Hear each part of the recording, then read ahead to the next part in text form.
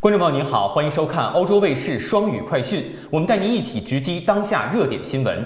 Bonjour et bienvenue dans Flash Info Bilingue. Chaque jour, Mandarin TV vous informe sur l'essentiel de ce qui se passe dans le monde, en français et en chinois. 下面请看详细内容。1月17号，中国外交部发言人汪文斌主持例行记者会，有记者提问，据报道，美国国务卿布林肯将于2月5号来华，并与中国外交部长秦刚举行会晤，中方能否介绍一下相关情况？汪文斌表示，中方欢迎布林肯国务卿访华，中美双方正就有关具体安排保持沟通。中方始终按照习近平主席提出的相互尊重、和平共处、合作共赢3原则看待和发展中美关系，也希望美方树立正确的对华认知，坚持对话而非对抗，双赢而非零和，同中方相向而行，不折不扣落实两国元首达成的重要共识，推动中美关系重回健康稳定发展轨道。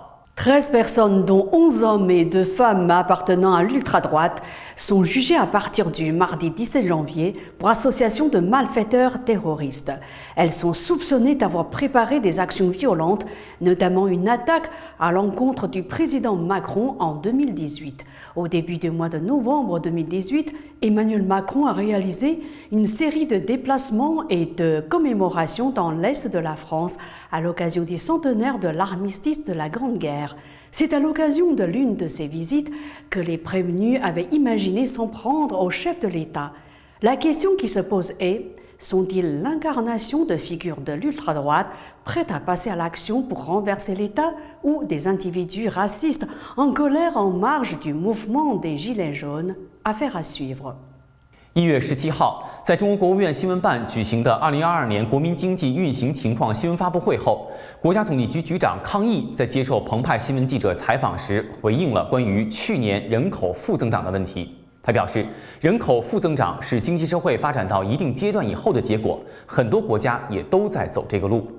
2022年，中国人口减少85万人，主要还是由于新出生人口在减少，与生育意愿下降、婚育时间推迟等有关系，也与育龄妇女人口减少有关系。这些因素导致了新出生人口减少，出生人口减少，再加上人口老龄化，导致了人口负增长。Évitez de prendre les transports publics jeudi, première journée de mobilisation contre la réforme des retraites. C'est en substance le message qu'a envoyé Clément Beaune, ministre délégué chargé des Transports, mardi 17 janvier.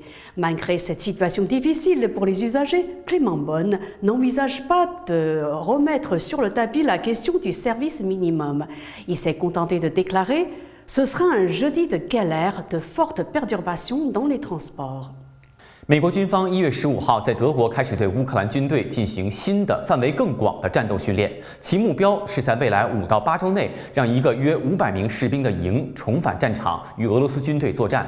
据美国公共广播电台1月16号报道，美军参谋长联席会议主席米利上将说，美军15号在位于德国的美国军营启动了一项培训乌克兰军队的新项目，希望在未来5至8星期内完成对大约500名军人的培训，好让他们重返战场对抗俄军。Voici un sujet qui intéresse particulièrement ceux qui roulent en trottinette.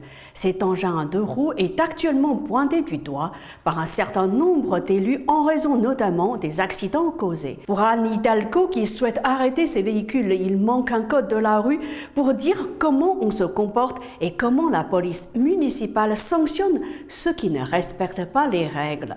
Dans un entretien accordé aux Parisiens, la maire de Paris propose aux Parisiens de voter le 2 avril pour le maintien ou non des trottinettes. 尼泊尔民航局当地时间1月17号确认，尼泊尔雪人航空公司失事客机上70人的遗体已被找到。民航局表示，25名遇难者的遗体已被运至加德满都，23名遇难者遗体被尼泊尔军方运至加德满都的医院接受尸检，22名遇难者的遗体在博克拉移交给遇难者家属。1月15号，尼泊尔雪人航空公司一架搭载72人的航班在博克拉坠毁。截至目前，机上72人中仍有2人下落不明。Direction la Chine, pour la première fois depuis les famines du Grand Pont en avant, à la fin des années 50 et au début des années 60, l'Empire du Milieu a vu sa population, estimée officiellement à plus d'1,4 milliard d'habitants, chuter en 2022. L'an dernier, la Chine a perdu 850 000 habitants du fait d'une natalité en berne, selon les chiffres du Bureau national des statistiques. Au total, 9,56 millions de Chinois sont venus au monde, un total insuffisant pour compenser les 10,41 millions de décès enregistrés dans une société rattrapée par le vieillissement, où les nouvelles générations sont réticentes à enfanter. 美国枪支暴力事件在新的一年有愈演愈烈之势。近期，伊利诺伊州芝加哥等多地发生枪击案，伤者中包含。Les trafics aériens montent en intensité en 2022. Les aéroports parisiens ont accueilli plus du double du nombre de passagers de l'année précédente. Ils retrouvent ainsi 80,2% de leur fréquentation en 2019. C'est ce qu'a annoncé lundi leur gestionnaire. Roissy-Charles de Gaulle et Orly ont vu transiter 86,7 millions de voyageurs l'année dernière contre moins de 42 millions en 2021. 近来，西方国家不断加码对乌克兰的武器输送。当地时间1月15号，北约秘书长斯托尔滕贝格表示，近期将为乌克兰提供更多重型武器。Roberta Metsola, la présidente du Parlement européen, a promis lundi 16 janvier un ensemble de réformes visant à lutter contre la corruption et les ingérences étrangères au sein de cette institution. Celle-ci a été ébranlée par un scandale de corruption présumé impliquant le Qatar. En ouverture de la séance plénière à Strasbourg, la présidente du Parlement européen a déclaré: les événements du mois écoulé ont démontré la nécessité de rebâtir les liens de confiance avec les citoyens européens que nous représentons. 以上就是本期双语快讯的全部内容。更多资讯，请关注欧洲卫视 YouTube 频道及微信视频号。C'est la fin de cette émission. Merci de l'avoir suivi. N'hésitez pas à vous abonner à Mandarin TV YouTube pour nous suivre à tout moment. 感谢您的收看，咱们下期节目再见。À bientôt.